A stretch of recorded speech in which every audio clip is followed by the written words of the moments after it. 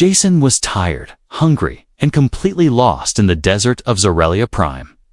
His dropship had crashed during a storm, and his only choice was to walk. Dust blew into his eyes, his lips were cracked. The sun above was like fire. He had not seen a single soul for hours. That's when he noticed a strange structure in the distance, huge, ancient, and glowing softly under the sand. It looked like a temple, half buried, but still standing strong.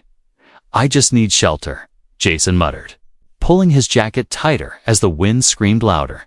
He climbed the steps, brushed off the dust, and pushed the doors open. They creaked, echoing through the hollow halls. Inside, the air was cooler, quiet, and smelled of old stone and incense. Strange symbols lined the walls, glowing blue.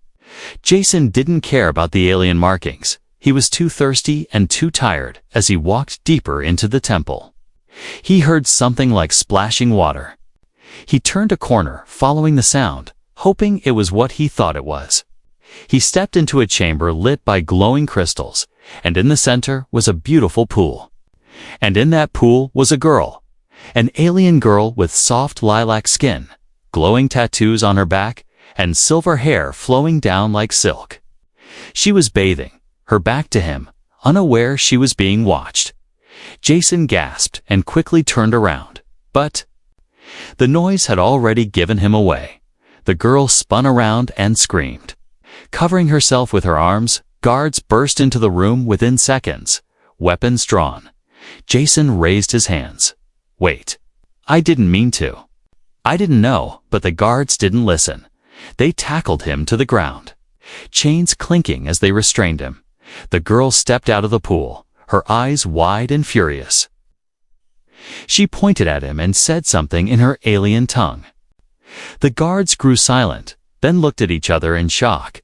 One of them translated roughly, "He saw her, unclothed. Royal law says he must marry her or die." Jason blinked. "What?" The girl walked closer now, a towel wrapped around her trembling form. "I am Princess Zirellia," she said quietly.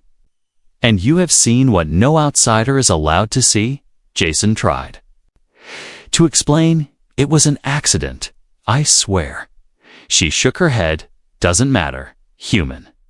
You stepped inside a sacred chamber, the temple of purity, where royal blood cleanses. No male, not even a servant, may look upon the princess without punishment." He looked around at the guards, every weapon pointed at him. No mercy in their eyes. He looked back at the princess, who seemed just as scared as he was. "If I say nothing," she whispered, "they will execute me too." For letting it happen, Jason couldn't believe what he was hearing. "I'm going to die because I walked into the wrong room." Zirellia nodded slowly. "Unless you marry me?" He laughed nervously, thinking it was a joke, but no one else laughed. "It's real," she said. "The law is ancient. You saw my body. The only way to preserve royal honor is union." Jason looked at her. This wasn't just law. This was her life, and now it was his too. "Do I get a choice?" he asked quietly. She sighed. "You can say no. But they will kill us both." The guards took Jason away in silence. Zirellia watched with pain in her eyes, unsure if he would choose to live or walk away. Outside, the desert storm began to rise again, roaring like a beast inside the temple. Two lives had just been tied together by accident. The galaxy wouldn't be the same again. Jason sat on the cold floor of the palace holding cell. The walls were made of shimmering black stone that seemed to hum softly with ancient energy. He had no idea what time it was or how many hours had passed since the guards took him from the temple. His wrists were sore from the tight energy cuffs, and his head spun with questions. Was this a dream? A trap? A misunderstanding? Or was he really about to be married to an alien princess just because of an accident? The door slid open, and Princess Zirellia entered slowly, dressed now in a flowing violet robe with gold trim. Two guards stood behind her, silent as statues. Jason stood up, rubbing his wrists. "You again," he said quietly. "Please tell me this is all a huge misunderstanding." She didn't answer right away. She just looked at him, her expression unreadable. Then she finally spoke. "Tomorrow. The council will decide if the marriage can proceed." Jason blinked. "Wait if it can proceed." Soraya nodded. "The law is ancient, yes, but there are rules. You are not Zirellian, you are not royal, and you are human." Jason frowned. "And if they say no?" Soraya hesitated, then whispered, "Then they will execute you to preserve my honor." Jason's heart dropped. "I didn't ask for this." Soraya's voice became sharper. "Nor did I." They stared at each other in silence for a long moment, both breathing hard, both scared. Finally, Jason sat back down and said, "So what do I do? Just wait and die?" She shook her head. "There may be a way, if we convince the council you are willing, respectful, and honorable. They might allow it." Jason looked up at her. "So I have to pretend I want to marry you?" Her eyes narrowed. "Not pretend. Mean it." The next day, Jason was brought before the royal council. The chamber was huge, shaped like a dome, with high seats circling around a glowing platform where Jason now stood. The elders wore masks of gold, each one carved with different faces: anger, wisdom, sorrow, pride. Soraya stood nearby in ceremonial dress, her silver hair tied high, her eyes fixed on Jason. The high speaker began. "The human stands accused of viewing the royal body without permission. According to Law 1439 of the Code of Purity, the price is death, unless a sacred bond is accepted." The hall echoed with murmurs. The speaker turned toward Soraya. "Princess, do you accept this human as your intended, according to Zirellian law?" Soraya's voice was steady, but her hands trembled. "I accept." The speaker turned to Jason. "Human, do you understand the consequences? This is no game. If you agree, you will be bound to her until death. If you break the bond, you will both perish." Jason looked at Soraya, then at the many alien eyes watching him from above. He took a deep breath and said, "I didn't mean to do any of this, but if walking away means her death, then I accept." The council went silent. Then, slowly, the speaker nodded. "Then let the ritual of binding begin." But not all were pleased. From the shadows of the hall, a tall figure stepped forward: Lord Varnak, a noble warrior and cousin to the princess. His voice was cold. "This is madness, a human sharing our bloodline." "This is a disgrace," the speaker warned him. "Varnak, the law is clear." Varnak growled. "Then I invoke my right to challenge the human. Before the final binding, there will be the trial of blood." Soraya gasped. "No, Varnak, don't." Varnak ignored her. His eyes locked on Jason like a predator. "If the human survives, I will never speak of this again. But if he dies, the problem solves itself." Jason looked at Soraya in confusion. "Trial of what?" Soraya's voice broke. "A fight to the death." Back in the private chamber, Soraya threw a cup across the room in frustration. Jason flinched as it shattered against the wall. "You're going to die," she shouted. "He's trained in 10 forms of combat. He has killed before." Jason replied calmly, "If I run, I die anyway, right?" She stopped, breathing hard, then slowly nodded. "Yes." Jason sat down. "Then I'll fight. I'll train. I'll figure it out." Soraya looked at him, surprised by his resolve. "Why?" she asked softly. "Why not run?" Jason met her eyes. "Because you'd die too, and maybe I want to prove I'm more than just an accident." That night, Soraya sent for a secret ally, a disgraced war veteran named Kale, once her personal guard, now a silent outcast. When Kale saw Jason, he gave a low laugh. "This soft thing. You want me to train him?" Soraya whispered. "Please, Kale. He has 3 days. Kale looked into Jason's eyes and, for a moment, saw something familiar: defiance, fire, survival. He nodded slowly. Fine. But when he dies, don't blame me. And so began Jason's secret training, under moonlight, in hidden halls of the palace where no eyes could see. He didn't fight to win. He trained to live, and in the darkness, Soraya watched silently, wondering if this human really could survive the blood that now stained both their destinies. Jason could barely lift his arms. Sweat poured from his face, and every muscle in his body screamed.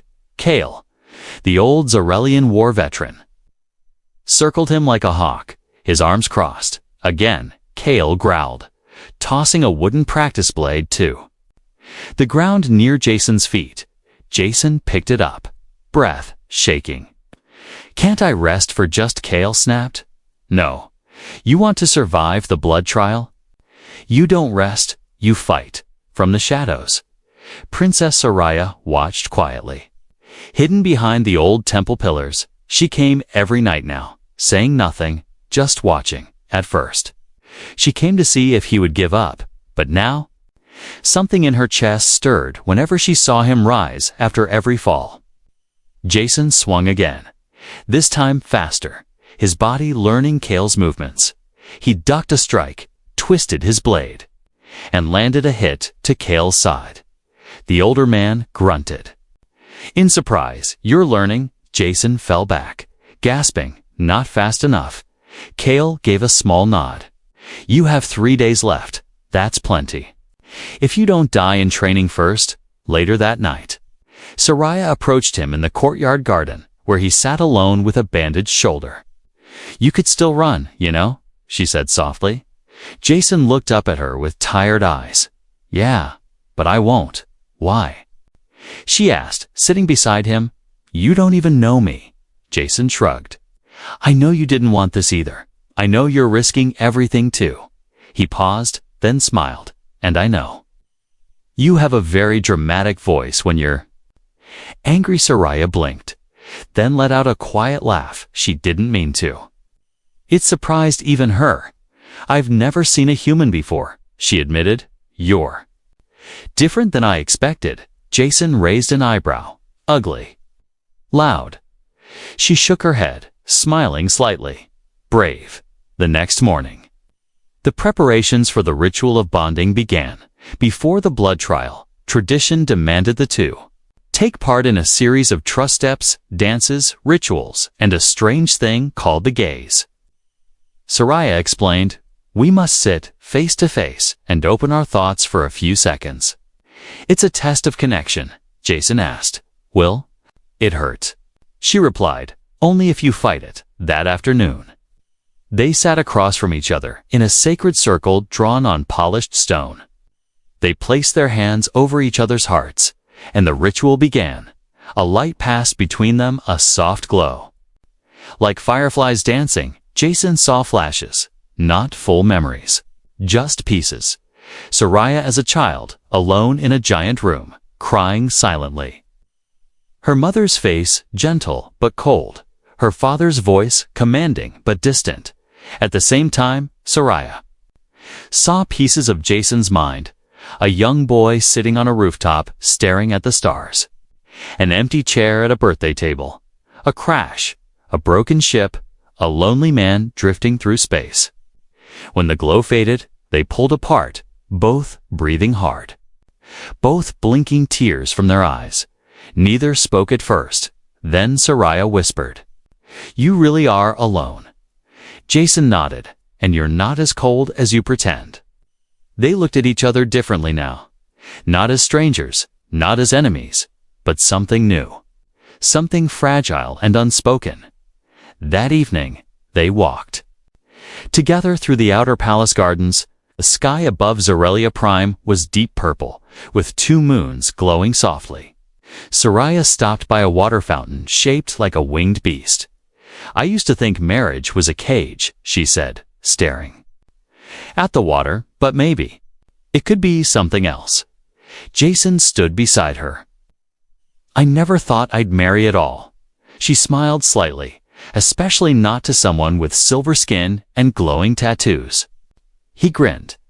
Especially not that. A voice interrupted them. Kale, stepping from the shadows. "We have a problem," he said, his tone serious. "Lord Varnock has requested the blood trial be moved up tomorrow at sunrise." Sariah's eyes widened. "He's trying to catch Jason before he's ready." Kale nodded. "He knows the longer you train, the more dangerous you become." Jason looked at both of them, then simply said, "Then I'll be ready by sunrise." Sariah touched his arm gently. "Jason, if you lose, they'll execute me too." He looked at her, heart pounding.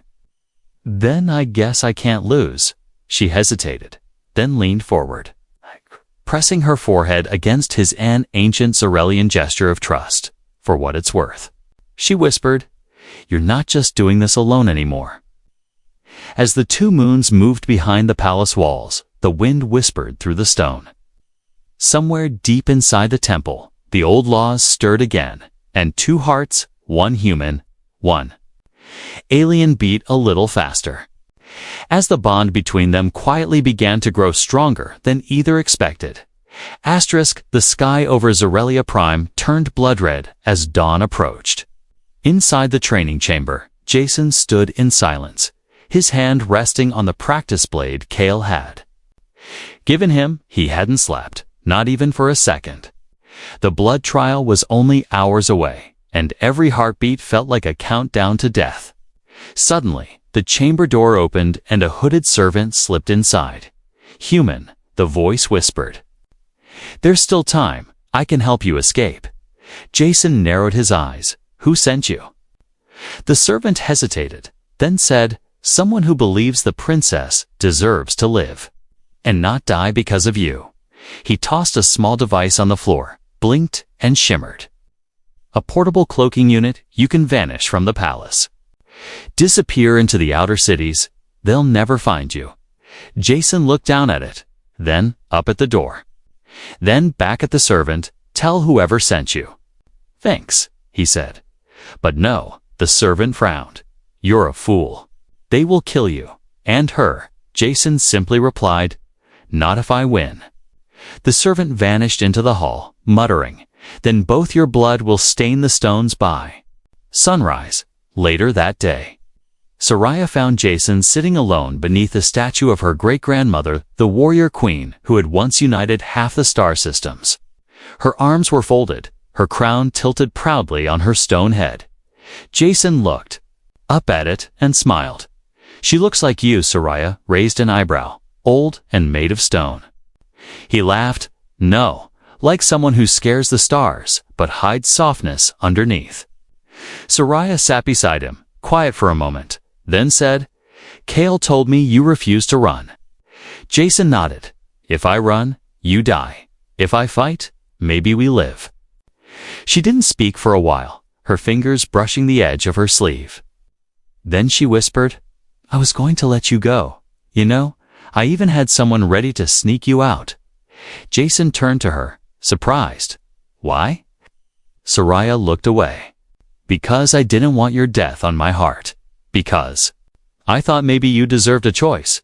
Jason was quiet for a moment, then said, "I do have a choice, and I'm choosing to stay." He stood up, facing her fully. "This isn't just about the trial anymore. I'm not doing this because I have to." Sariah's voice trembled. "Then why?" He took a step closer. "Because I want to. Because you matter now." Their eyes met. And for the first time, there was no fear, no law, no pressure, just a quiet understanding that something real had formed between them. A bond no council could order and no blood trial could destroy. But peace never lasted long in the palace. A loud crash echoed through the hall, followed by shouting. Jason and Sariah ran toward the sound, only to find Kale standing in front of Jason's room, sword drawn and smoke rising from a scorched wall. "Someone planted a microbomb," Kale said with a growl, "meant to go off while you slept." Sariah's eyes widened. Varnock. Kale nodded. "He doesn't want a fair fight." He wants you dead before the arena. Jason clenched his fists. Then he's afraid. That's something. Kale looked him in the eyes. You survive the arena, and people will start questioning him. If you win, they'll start following you. Jason shook his head. I'm not trying to lead anyone. Kale smirked. Doesn't matter. Sometimes leaders are chosen by what they endure. That night, Soraya came to Jason's chamber again. She didn't speak right away, just stood near the window. Watching the stars, Jason finally said, You're quiet tonight. She nodded. Because tomorrow, everything changes. Jason walked over, afraid. She turned to him slowly. For the first time. Yes, not of dying, but of losing someone before I even had the chance to love him. Jason froze, the air thick between them. He stepped closer, gently taking her hand. Then let's not wait, he said softly. If I fall tomorrow, I want to fall knowing this. Wasn't one-sided. Soraya's voice broke. It's not. She leaned in, resting her forehead against his, just like before. But this time her lips trembled near his, and for the first time, their kiss wasn't part of any ritual or ancient. It was real, warm, and full of fear and hope. Two souls holding on tightly before the storm. When morning came, the horns of the palace rang loud across the capital. Thousands of Zirellians filled the arena, whispering, laughing, betting on blood. And as Jason stood at the gate of the fighting pit, his heart thundered like a drum. Across from him, armored and grinning, Lord Varnock sharpened his blade with cruel delight. Jason's fingers tightened around his weapon. And in the stands, Soraya stood proudly, wearing no crown but her heart was full of fire. She had chosen him. Now it was time to see if fate would choose them both. The arena gates opened with a deep, grinding sound. Jason stepped forward, heart pounding in his chest like a war drum. Dust rose under his boots as thousands of alien eyes stared down from the stone seats above. This was not just a trial. It was a show, a public display. A warning, this is what happens when a human dares to touch royalty. Across the arena, Lord Varnock stood tall and proud.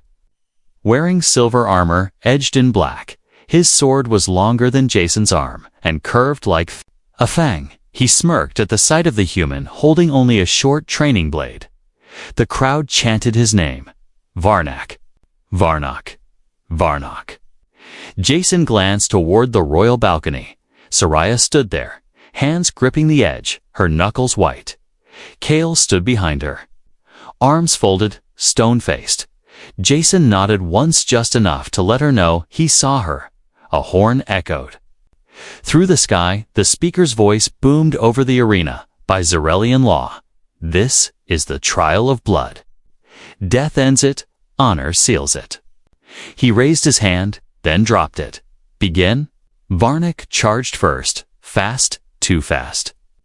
Jason barely rolled aside as the first strike slammed into the ground where he'd been. Sparks flew.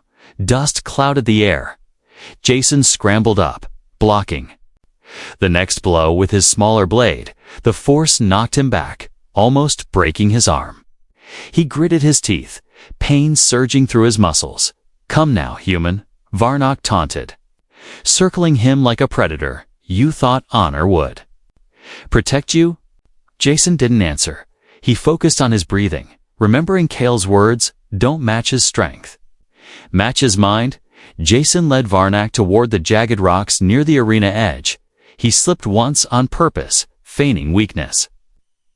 Varnock took the bait, lunging forward for the kill, and Jason spun around. Slamming his boot into Varnock's knee, the alien roared in pain, stumbling. Jason ducked under the next swing and slashed across Varnock's arm, drawing the first blood. The crowd gasped. Soraya covered her mouth, her heart jumping. Jason backed away quickly, blade trembling in his hand. Varnock touched his wound, looked at the blood, and smiled darkly. "You'll pay for that," he growled. Varnak came at him harder now, less careful. Jason knew he couldn't win in a long fight. Every block shook his body. Every dodge drained his energy. But then he saw it, the shadow on the ground above them, the chain. Old arena chains hung from rusted beams high overhead, left from ancient games. Jason ran for the rocks again, faking a limp, luring Varnak close. Then, just as the noble raised his blade, Jason ducked and stabbed into the ground, kicking up a cloud of sand. Varnak coughed, blinded. Jason leaped onto a ledge, then higher, and jumped, grabbing one of the chains. The crowd gasped again as the human swung overhead. He let go at the perfect moment, landing on Varnak's back with full force. The alien stumbled forward, smashing into a broken pillar. Jason didn't wait. He grabbed a loose stone and slammed it against Varnak's wrist, knocking the sword away. Then, silence. Jason pointed his blade at Varnak's throat. The noble, bleeding and gasping, looked up in disbelief. "You're just a human?" he spat. Jason replied, "Yeah, and I just won." The crowd went dead silent. The speaker stood, his voice shaking by blood. "The trial is complete." Then the impossible happened. Cheers erupted. Not just polite applause, but wild, roaring cheers. Aliens who once mocked him were now standing, chanting a new name: Jason. Jason. Jason. Soraya ran down the steps, past stunned nobles and guards, straight into the arena. Jason turned as she threw her arms around him. "You did it," she whispered, tears streaming down her cheeks. "You're alive." He held her close, his voice raw. "I told you. I wouldn't leave you." The emperor himself stood from the high throne, his long robe trailing behind him. He raised a hand, and silence fell again. "The human has proven his strength," the emperor said, voice echoing through the arena. "And he has won the right to bind with my daughter." Then he added, "But there is one final test." Jason froze. "Wait, what?" The emperor continued, "The bond of flesh is only half. The bond of mind must also be accepted. You will enter the memory merge."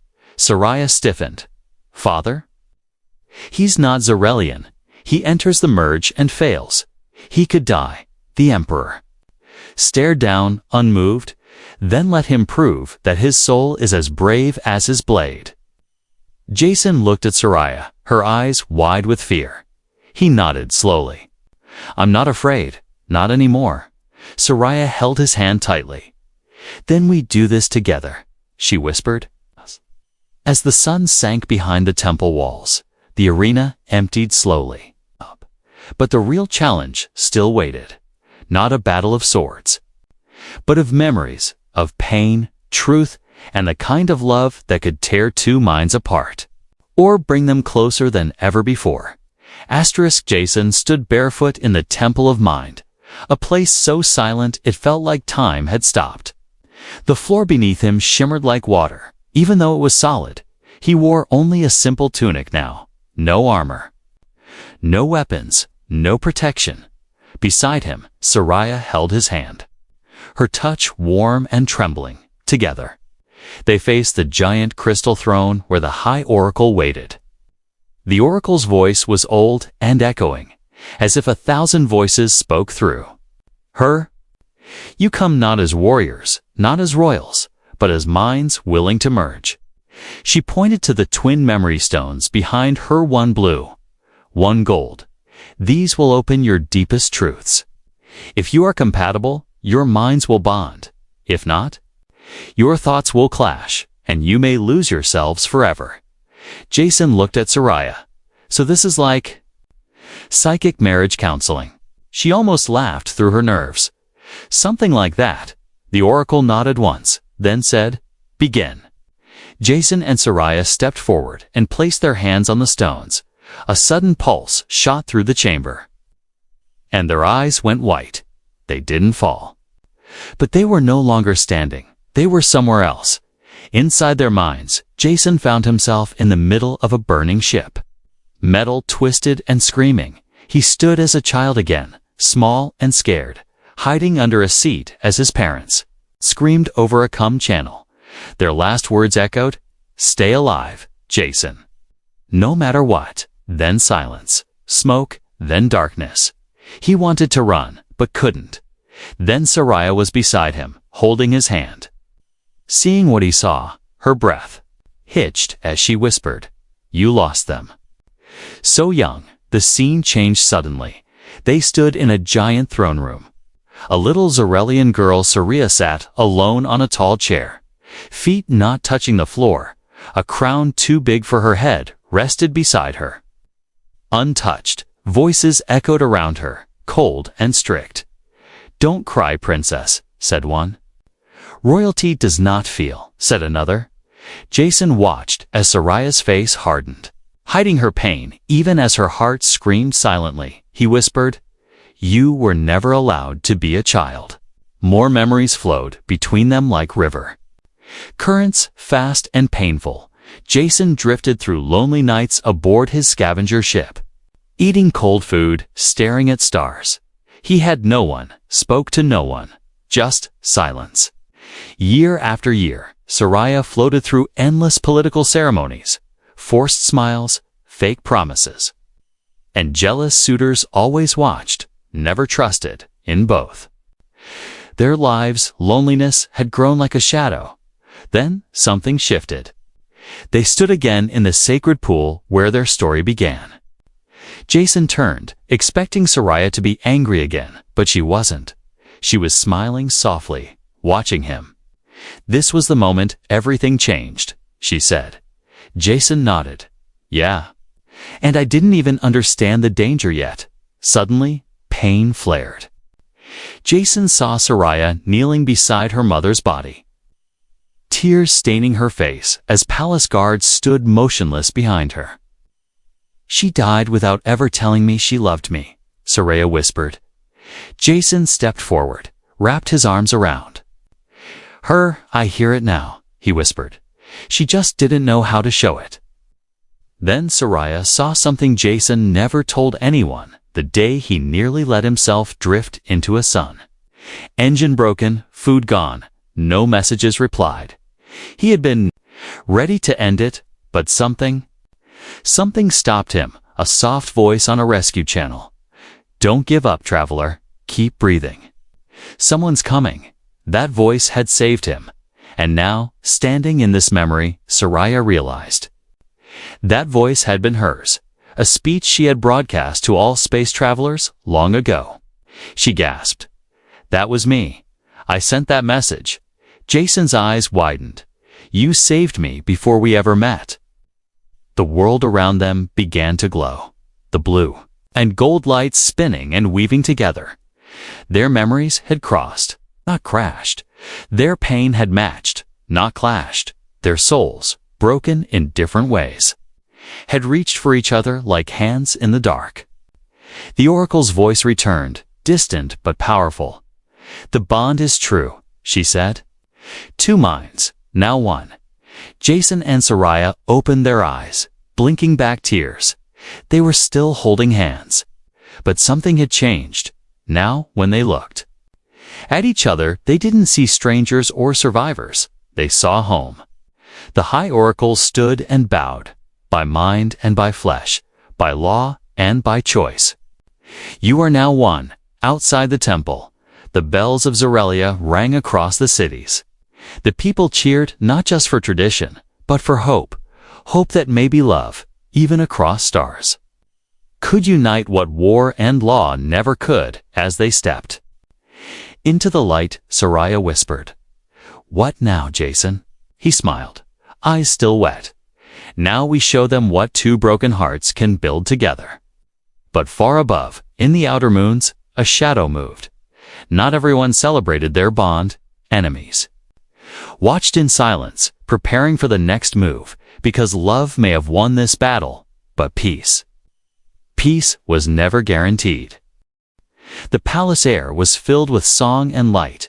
Banners waved from every tower, and crowds danced in the streets of Zirellia Prime. For the first time in over 100 years, a royal bond had formed with someone outside the empire. A human. Jason wasn't just a stranger anymore. He was now Prince Consort of Zirellia, husband to Princess Soraya, bonded by law, memory, and choice. But he didn't feel like royalty. He still walked like a soldier, ate like a traveler, and flinched. When palace staff bowed to low, he spent more time in the gardens than in the throne room, and whenever he could.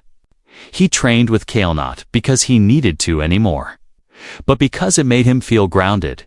Titles don't make you strong, Kale once said, smirking. Scars do. Soraya had changed too.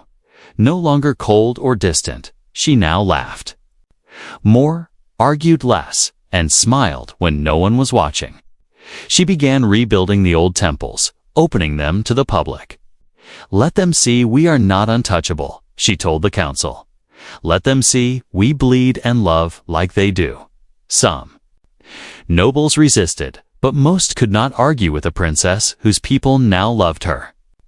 Not just followed her. One evening, Soraya and Jason stood on the palace balcony.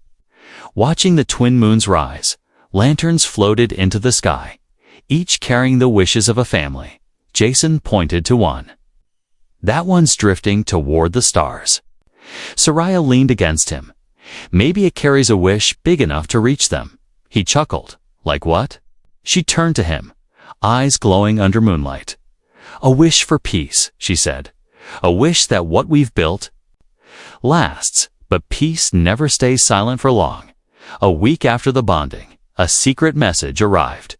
A drone ship landed just outside the city, carrying a single data crystal. Kale brought it straight to Jason and Soraya in the private chamber. It's from the outer moons, Kale said, his voice tight. You'll want to see this. Jason inserted the crystal into the holoviewer. The screen flickered, showing a hooded figure, an elder from the Blackwing Syndicate. They were exiles. Former royals who had rejected Soraya's bloodline generations ago. The figure spoke. In a hissing voice, your union is a stain on our traditions. Human blood will never rule here. Enjoy your moment before it burns. Soraya's breath caught. They're planning something. Jason's jaw tightened. Let them try. Kale warned, the Black Wings are not fools. They never show their hand unless they're already moving.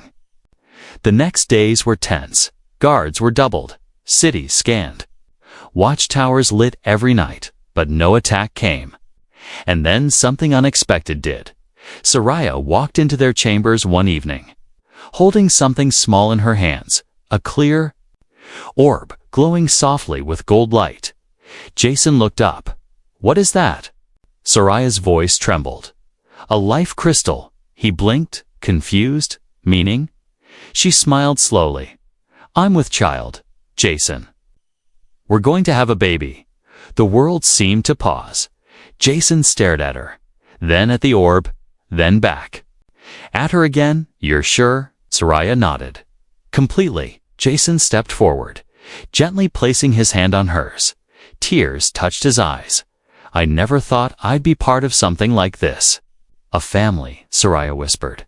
You are my family now and soon. Our child will be the future of two worlds. The news spread like wildfire. Zirellia's first hybrid child, born of alien royalty and a human. Some nobles panicked, some celebrated, but the people, they wept in joy. They lit fires in every city and named the unborn child Hopefire. The one who would carry the blood of two stars, yet far from the celebrations, deep within the shadows of the broken moons. The Blackwing Syndicate gathered in silence. Their leader watched the royal news from a hidden command post. She carries the child, he growled. Then we strike not to destroy the human, but to take the child when it is born, back on. Zirellia. Jason stood with Soraya in the nursery being built in the palace. He placed a small hand-carved star above the crib. I made this, he said, smiling. From the shipwreckage that brought me here. Soraya touched it gently. Then our child will sleep under the stars that changed everything. Jason turned to her, voice steady. I don't care what enemies rise. I don't care who threatens us. I'll fight every shadow, every assassin, every warlord.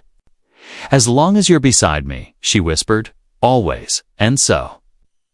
In a galaxy torn by pride and war, human and a princess had done the impossible, not just surviving together, but building something greater.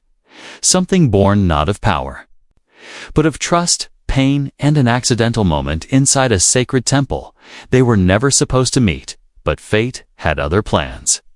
And from one forbidden glance came a bond strong enough to shake empires, a new kind of home written in stars, sealed by memory and protected by love.